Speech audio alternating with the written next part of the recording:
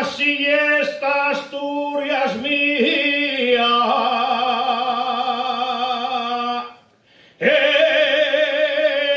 esta Asturias aldeana, que con el yombo doblao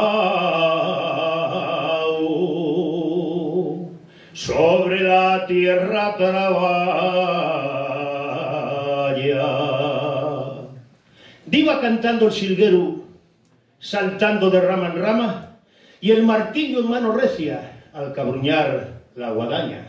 Canta la sidra en el vaso de lejos, suena la gaita, ladra el perro, muge el xatu, la oveja baba que baba.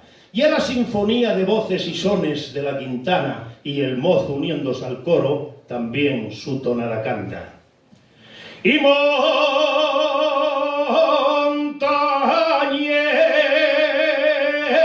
con reciedumbre, valles de suave llanada, campos que son armonía de colores que se enlazan y van del oro moreno, del trigo centeno escanda, desde el río que se mece hasta el maizal esmeralda.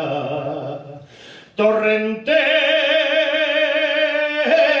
saltarines, fuentes con voz de plegaria, aromas de campos verdes y olores de pomarada.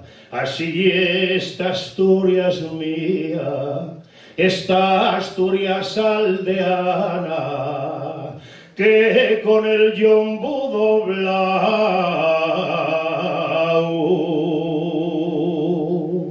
sobre la tierra traballa.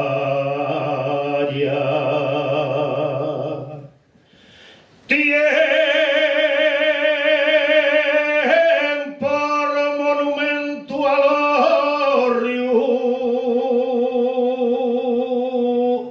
y por bandera la gaita, y metida en una cueva en medio de la montaña, a la santina que adora,